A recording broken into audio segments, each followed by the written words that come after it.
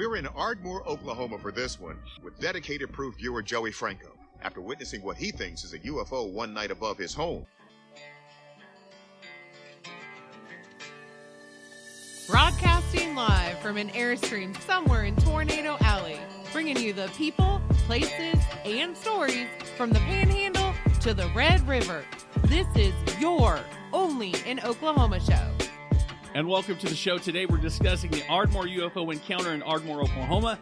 And later in the show, Reservation Dogs series has come to an end, but has a lasting impact on Oklahoma, and I will second that emotion. I'm Brett. And I am Harley. You are an honorary member of the Ardmore community. I do have an almost permanent residence right there on Lake Murray. In Ardmore, Oklahoma. If you're going for if you've been anywhere near Lake Murray, if you're going anywhere for supplies or a home cooked meal that's not hot dogs and eggs, it's Ardmore. But we were just camping there last weekend. Yeah. And I got to witness something rather cool. What? The eclipse. I did not. So, thing is, when I'm camping, I wake up super early. Mm-hmm. So I oftentimes will take a mid-morning nap. Oh. I like a mid-morning nap. What can I say? So I had been up for a bit. I'm like, I'm going to take a nap. Nice day. Yeah. Still kind of cool out. So I go, I take a nap, I wake up, I come outside, and my son's outside playing solitaire on the picnic table. Uh-huh. And I was like, Connor, does it look weird out here to you? Like I thought I was having a stroke or something. Yeah. And he's like, no. Well, because you're already colorblind. I am colorblind. And that has its advantages and its disadvantages. But he was like, and I'm like, it looks like it's cloudy or like there's haze in the air or whatever. And he's like, no. And I'm like, yeah, there is something going on. And sure enough, dead center in the middle of the eclipse happening, I was at the peak part of, and the whole area looked like it was like behind a sepia filter or something. That's crazy. Were there anybody else outside kind of wondering if there was you guys were under attack or anything? For starters, the park is relatively slow when it's cold, a cold weekend. Yeah, I don't get that. And we were kind of tucked away in our own little area. So there you go. But it was gorgeous. Amber had actually prepared. She brought glasses, for looking at the eclipse. But you had no idea. But I completely didn't even realize that it was the right day. And then think about it. Somebody, like you said, you get up early. You're a mid-morning napper. You'd have been right there if you'd have taken a nap, you'd have missed most of it, right? No, I did take a nap. Oh, and I woke up to it being weird outside. Because I don't know, it seems like it was like the beginning of it was like 10:40, 11 o'clock in the morning. And then how long does it tip? I think it was about 2 hour total process. Yeah, I was working, so I completely missed out on it. And even people coming into where I was working were like, is there an eclipse today? I was like, I think it was supposed to happen. I kind of felt like we were getting gypped because I was out there about the times that it was supposed to be happening, but I guess I missed the window. But that's cool. Since that had happened in Ardmore, I saw something strange in the skies, and it's Oklatober. Yeah. We decided we were going to go for another spooky story, and this one comes out of Ardmore. UFOs in Ardmore. This is a story that flew under the radar for me 5 years ago. Well, and it flew under the radar for the Federal Aviation Administration as well, and the mainstream media. I hadn't heard anything about it until, as a matter of fact, until you told me we had a story about a UFO in Ardmore. The story, though, is legitimately looked at from people all over the world. I mean, it was on the History Channel. Yeah, it was featured on the History Channel. So, in May of 2017, Ardmore resident Joey Franko witnessed a breathtaking, really unexplainable event that, if you watch the video, you could tell the guy is scared. Yeah, I mean, you listen to him. It spooked him quite a bit. I mean, and in terms of UFO encounter videos, they're not as clear. You know what I mean? They're always kind of, it's like most videos where it's kind of hazy. Is it something? Is it not something? Can we explain it away? It is really hard. I mean, again, you and I, we have trained eyes, but, we also, The Thing is our favorite movie we've ever seen. So our eyes are kind of trained by Hollywood to see certain things. You look at it, it's really hard to dismiss that it's not real. You reminded me of something that I wanted to discuss. A memory? Yeah. Yes. oftentimes you'll reply on Facebook, Instagram, or Twitter, or whatever, as the OnlyinOKShow. Yeah. Sometimes in those replies, where you are representing the OnlyinOKShow, you'll do things like list the best movies. And say things like, Halloween is higher on the list than the thing. As a representative of the OnlyinOKShow, I will say I knew this would happen. That you do not have the authority to include me in your best of list. As far as Halloween movies. Yeah. Now, hang on. Yeah. Okay. It's in the list. It's a 5 out of 5, not a 3 out of 5. We can agree. It was high on the list, but I get what you're saying. Yes. I'll start going, hi, this is Brett. Here's my top. And then I'll tag you, Harley. Care to weigh in? Yes, I think that's the more appropriate way to address that. Again, The Thing, one of the greatest movies of all time. Easily. The spaceship, one of the coolest spaceships ever that has ever touched the big screen, from my perspective. Oh, yeah. And I'm going to have to say that Joey Franko's was pretty damn cool as well. His kind of... You can't really compare. This is where I might disagree. I think one of the coolest spaceships on the big screen is probably tied more into the UFO thing than The Thing is, whereas UFO was the crash was the result of what happened in the events of The Thing. Close Encounters of the Third Kind, that was the movie for me where I went, wow, these things could be real. That was a great movie too. You're right. Dude, it's an absolute masterpiece. It really is, but I'm going to try to stay on track. I'm going to try to keep us both on track because we like a whole lot of sci-fi style entertainment. Yeah. But this UFO sighting in Ardmore has gotten a lot of recognition and is considered to be one of the most credible encounters with a UFO in recorded history. Yeah, I just wonder why it didn't get it didn't have longer legs to it. You know what I mean? With all the reports that have been coming out from the Navy and from the Air Force over the last 10 years, you would think this would...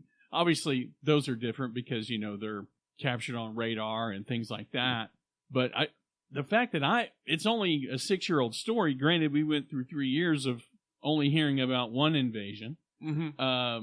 Maybe that's why it kind of slipped through the cracks. I just don't remember anything about it. I agree. This is, like I said, this is one of those things that flew really low under the radar. Actually looked like it might have flown underneath the power lines in a couple of screens there. But, Ardmore's a quiet town. It's known for its history, its landscapes, and the people. Yeah, absolutely. So this kind of adds a whole nother dimension to Ardmore. Because, dude, I'm telling you, we were there over the weekend. We visited several of the antique shops and restaurants around. Everybody's super nice. Dude, I've never been to a store ever in my entire life where, as I was leaving, the owner or proprietor of the store told me of their competition. Oh.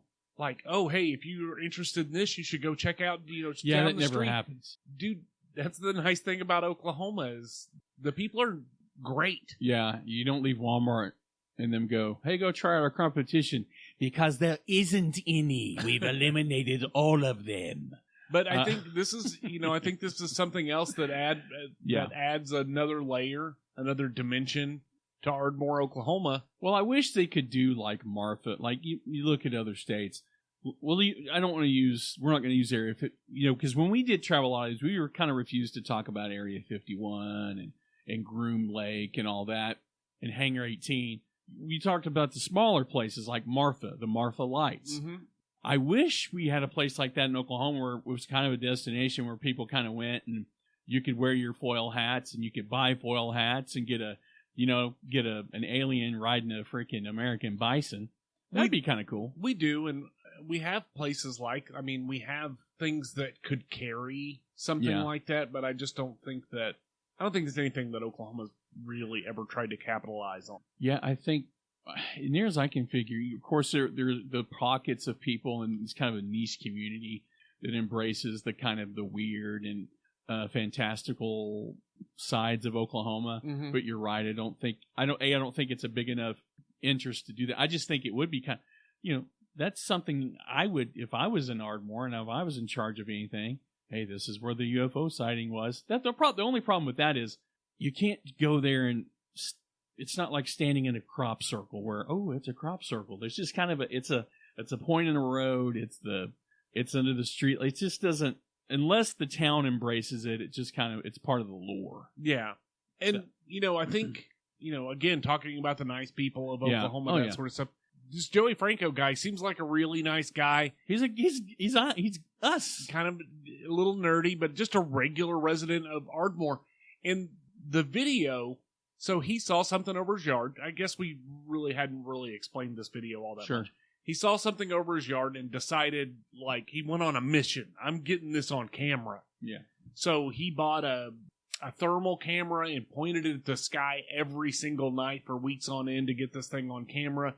He finally gets it on camera, and he's commenting on it, and he sounds scared. He legitimately sounds scared. But he pointed a laser pointer at it, and it stopped moving. I think I probably would have crapped myself. That'd have been it for me, because the last thing you want them to do is retaliate with a laser pointer. Then you become just scattered neutrons at that point. I'm not interested in tangling with a UFO. No. It's interesting, and again, just watching the video, this thing hovers around for a bit. He flashes the light on it, stops moving around. He asks for it to come back, and it actually comes back for a second. But according to people that looked at the video, said that it took off at what looked like over 1,000 miles an hour. There's not really any way to explain it away. It's one of those. You remember seeing the UFO photographs from the 1950s and 60s where clearly it was two pie plates taped together on string. Mm-hmm. We've come a long way. Technology's come a long way. There are people who try to debunk it, and they say that he's obviously captured birds or bats or something like that on camera. And he went out and showed, this is my camera, this is a bird over there. It's obviously different. And I watched the video a couple of times. It's not any bird. My devil's advocacy degree, though, says, why didn't anyone else come forward? Something of that size, something of that magnitude. I'm not 100% sure it was visible outside of the thermal camera. Okay, that makes sense. I don't cloaking, some type of a cloaking, just not visible in the regular spectrum of light. I don't know. That's crazy. But he's done a bunch of videos. We'll include links in the show notes if you want to dive into any of that information. It's a cool story. It's a lot of fun. Yeah, absolutely. And coming up after the break, Reservation Dogs ends on a high note.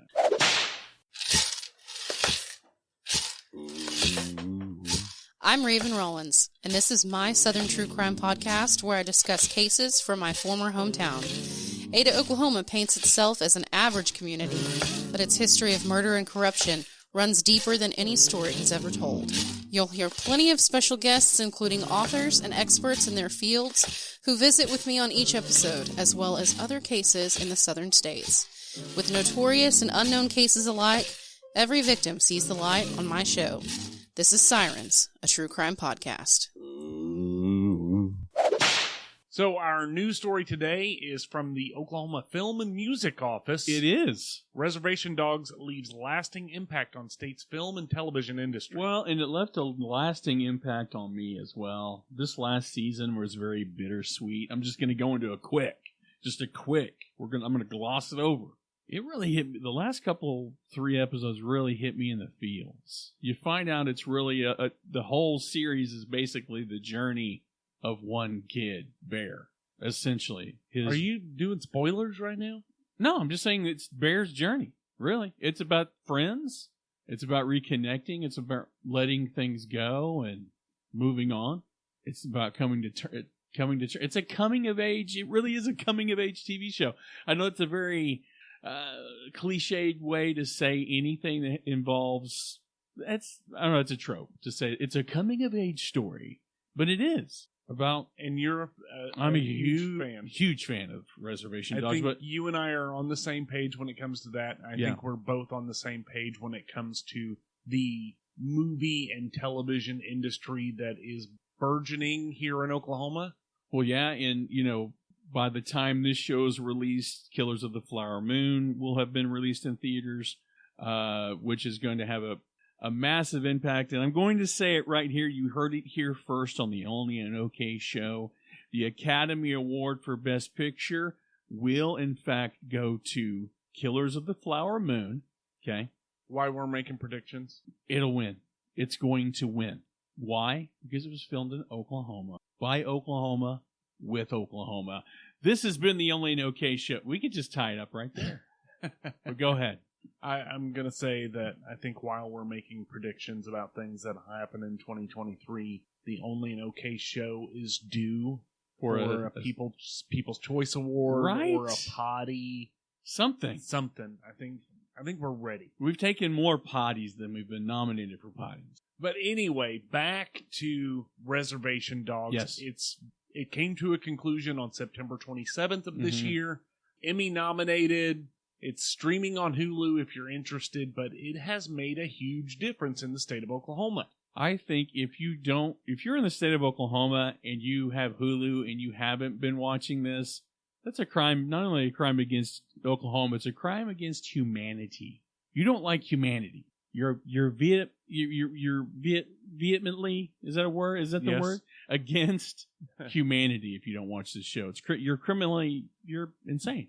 Well, I do think it's cool that it was the first major scripted television series that was filmed entirely in Oklahoma. Right. I think that is a huge step for our film industry, and I think a lot of people agree with that.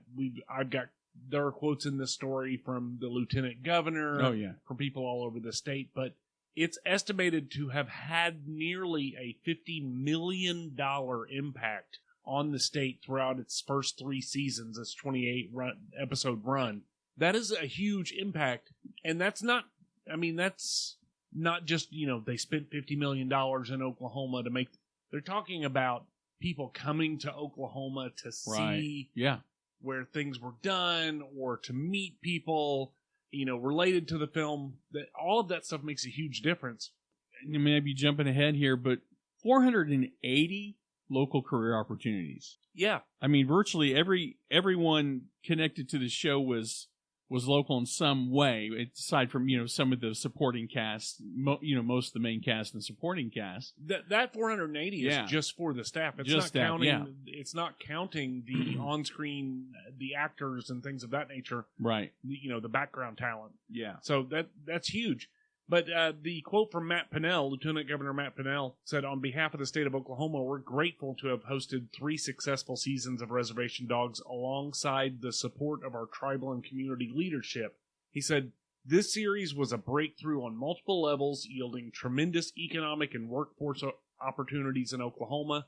It's a golden example of what can be accomplished when we play to our strengths and invest in our local film and television industry." And when our good friend Heather Sumner from Okmulgee Main Street. Yes. She was quoted as well as saying, "Our experience with hosting Reservation Dogs the past few years has been nothing but a positive thing for the community."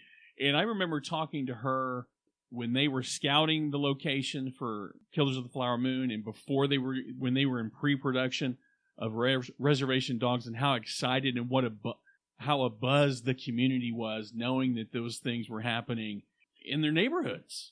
And it's something we've touched on a lot over the years with this show, is the amount of impact that this stuff has on the entire state. Oh, yeah. Again, it's great to have, I love the idea of us having a locally produced TV series that's as successful as Reservation Dogs. But the carryover from that, the continued activity of the people that were involved in that project, is going to be primarily in Oklahoma. Oh, yeah, for sure. They have new projects with Oklahoma locations and Oklahoma writers and Oklahoma production teams.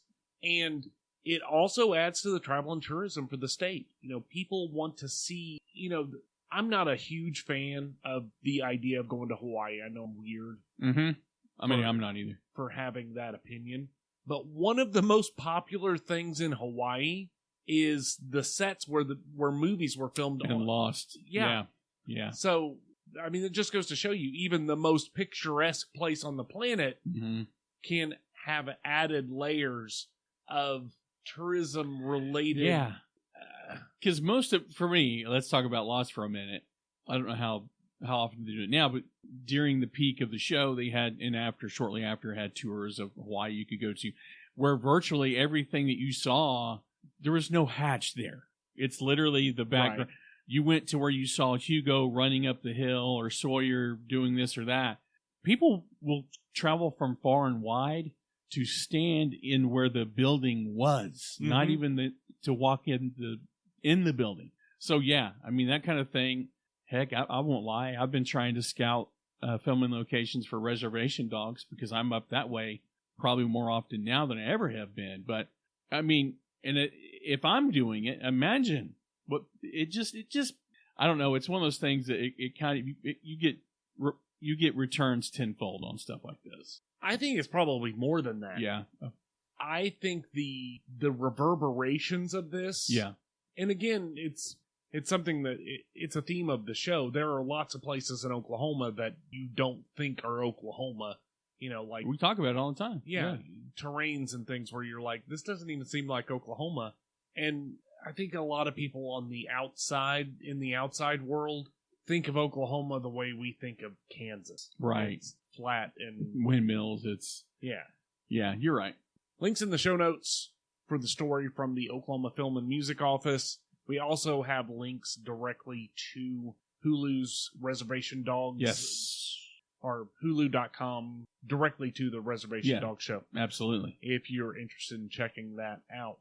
Well, you know, we're not going to discuss why we don't have one of the most unique times of year, have an actual stinger for feedback, but we're also never discussed that sometimes feedback it's not feedback. It's feeding us back. This is a point of contention. What? That I'm trying to kill you? That you are constantly showing up with something sweet to eat that you're not allowed to have? Neither one of them should, probably. Oh, 100% for sure. Yeah. But just so you know, a little bit of feedback that we had on the last episode of the show on Facebook. Yeah. Forever 31 Fudge, which you may remember you almost killed me with insulin shock when you brought that stuff over here. Yeah. She referenced our last show and said, great podcast.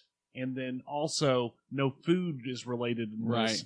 But Superstition FX said, our podcast is the perfect podcast to start your day with. But you were saying something about feedback that's not. How do you it's not, is it a food review? I don't know. Do we do food reviews now? When we don't have feedback, we do food reviews, right? Well, on occasion, if it's not a listener telling us how great we are, it's a home baker, it's a candy maker, it's a candlestick maker, and a shoe baker. Not a shoe baker. Sorry, shoe bakers? Cobbler. Speaking of cobbler, let's talk transition ever. Let's talk. Let's have cobbler talk. Take that out of there. Yeah, and Katie's Pies out of Nakoma Park commented on one of our posts, and I decided we needed to try it. And we tried it. Yes, she gave you some samples of her pies, and you decided that it would be a great idea. Yeah. To again poison the well. Get Harley's blood sugar at like the 500 level or whatever. You're already colorblind. Now you're going to be blind from diabetes blindness. Is that what it's called? Yeah. My glasses already don't work very well. But listen, anymore. When I requested to try certain things, what did we talk about when we go places? It's the coconut cream pie. Like everything else, but if you got a rock solid coconut cream pie, done. And she does. It's freaking good. The one you didn't get to try, I had to get rid of the one that didn't make it here. Yeah, let's hear about the one that didn't make it. It accidentally fell out of the back of a truck. I don't know. No, it went into this dump truck behind my back. Just kidding. I'm trying to build a dump truck. Gosh, I've got problems back there. But the one that didn't make it was the doe-eyed peanut butter chocolate pie. Oh, yeah? It was a little one. I had it for lunch. I didn't bring lunch. I forgot lunch. And I was like, well, I've got this. So I ate peanut butter. I ate peanut butter pie for lunch. That's a book. I'm really watching what I eat. I really am. Yeah. Here's the thing. It takes a lot to make me pause for, like, I paused when I took that first bite from the coconut cream pie, and then I took another one. Mm-hmm. And when I brought it to you, it was half of what it was yesterday. They're small. They were small bites. It just doesn't look like it. On paper, it doesn't look good. But in reality, dude, Katie's Pies, Nakoma Park. Katie's Pies and more. And more. Because she does muffins. The girl does banana. Oh, I forgot. I've got some banana pudding in there to freaking die for. Yeah, no, I'm gonna die for it. But they do have sugar. She does offer sugar-free options as well. I don't think that sugar-free makes a difference when it's 700 pounds of bananas and coconut and cream. And like, you could say sugar-free all you want, but also, too, you can't make it that good and then expect me not to eat an insanely large portion. Every bite. I'm telling you, if you get a chance, y'all, you need to find Katie's Pies and More on Facebook, Nakoma Park, Instagram. Yeah, we'll put a link in the show notes for Katie's Pies and More. Give her a like, at least. Give her a freaking like already. And then go eat some of her pies and give her some love. Well, if you have feedback or you have food to give back, no, I'm putting a moratorium on this. Okay, fine. No more free food. No more free food. We don't want I don't want free food. Quit giving Brett free food to give to me. If you have feedback for the show, yes, shoot us over an email, OnlyinOKShow@gmail. But if you've got feedback for the show, I don't need it. We don't want it. I don't need it. He doesn't need it. I definitely don't need it. He does not need it. It's not. I said he, not we. I have kids. Brett will take whatever scraps you throw his way. Oh my goodness! He's eating pie in the bathroom at work for lunch. I have, and pretend like are you okay? Yeah, I'm fine. I'm just not sharing this pie. Did I say pie? I mean stomach ache. I'm not sharing this belly ache. Well, we're done belly aching. Well, this has been the Only in OK Show. Oklatober continues. I'm Brett. And I'm Harley, and we're out of here. Peace.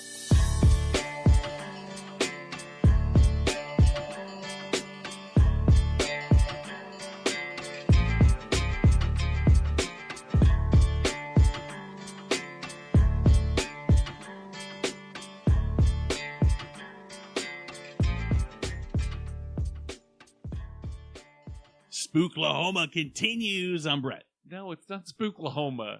Oklahoma. Oklatober. Spooker Jews. Virginia. Spooky dooky doo. 3, 2, 1. Did you do that when you were in radio? Like, oh shit, I messed up that word. 3, 2, 1. Yeah, I did. No, you didn't. I did. Because if you were on live on the air, and you're like 3, 2, 1. And they're like, you're fired. 3, 2, 1.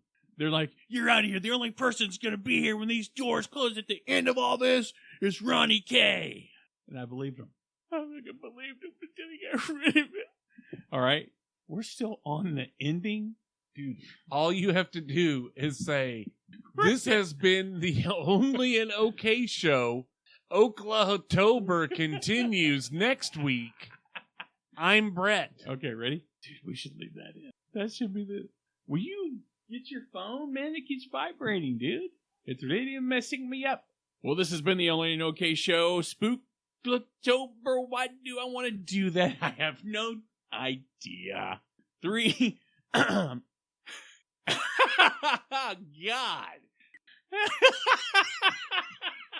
you breathing into the microphone? No, I'm not even breathing. I'm fucking dead over here. I thought you went. All right. I can't believe it. Ready? You're like, yeah, dude. God, I can't look at your face. Cover your face. Please? Okay. Stop looking like that, dude. I can't believe I can't get out of the... I cannot believe what you did. 3, 2, I'm doing it. I can't. can't. Give me a second. I have a clue why I can't do this. Every time I want to say it, my mouth starts to smile. Ready? Well, this has been the OnlyinOKShow. Why do I keep doing that? Spoodlaka? Hello. I'm Johnny Cash. I hear the UFO coming. It's flying around the bend. I ain't seen E.T. and I don't know when. We ate some Reese's Pieces. Then I watched my bike fly. Hear the FBI are coming, and then E.T.'s gonna die. That part of the movie made me cry. I'm recording now. Click the links below the show. Welcome to the show. It's Oklatober. Right. We don't make fun. We have fun. Yes. So let's... This is a no negative energy zone. We only have fun. The total eclipse, I was at work. Lake Murray, man. Lake Murray. Where you be like, man, it was like, man. What, dude? Come on, dude. 3, 2, 1. When you bury your face in the microphone like that, it's so cute. Why don't you do it? Why do you live to be so adorable, Harley? You look like, what's his name from Coast to Coast Radio? He's dead now. You do kind of look like him now. Oklahoma, you're on the air. I don't look anything like Art. Can you sound like him? I'm here. From the high desert in Chickasha, Oklahoma, I'm Fart Bell. Fart Smell. That music would be perfect for our... It's time for listener feedback. Ding, ding, bing, bing, bing, ding, bing, ding, bing, bing, bing, bing. We just do the music. We don't need a freaking... Can you beatbox that clip for me? Bing, ding, bing, ding, ding, bing, ding, ding, bing, ding, ding, ding, bang, dong. It's time for listener feedback. And not only do I do the feedback, I'm like... And I even fade it out so you don't have to. You just ready to jump in? Meow Meows come in with the mailbag. Oh, man. What's in the bag, Meow Meow? Ready to go? You already said 3, 2, 1. You didn't do shit with it. Reservation Dogs, great show. That last season got me. All right. We're coming in live. They should just put us on instead of Ron K. Put me and you. Shit. Middays with Manzer and Harley Ray. Get ready for 3 hours of non-stop bleeping. It's non-stop nonsense on 92.5 KOMA. If we remember, we're going to give some stuff away at 11. Hey, y'all remember that movie, The Thing by John Carpenter? Here's the music from The Thing because Brett and Harley... They're calling, you guys do the same thing every week. Yeah, 1981's The Thing. Cue the music. The same thing. Have you seen the sequel, Thing 1 and Thing 2? Dr. Seuss's The Thing 2. Some things live in the cold. Everything dies in it. That's a pretty good one. That doesn't make sense. Can we record the show? Some things live in it, but everything dies in it. What? No way. I thought I said some things live in the cold. Everything else dies. You said everything dies in it. Oh. All right. 3, 2, 1.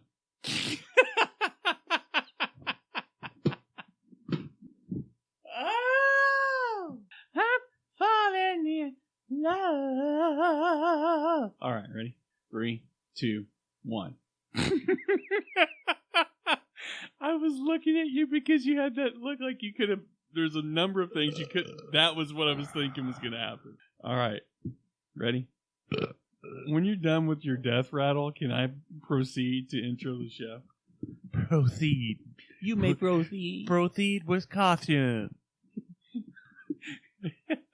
You may proceed. You just need to be careful. Let's go. You remember on In Living Color? She had big breasts. 3, 2, 1.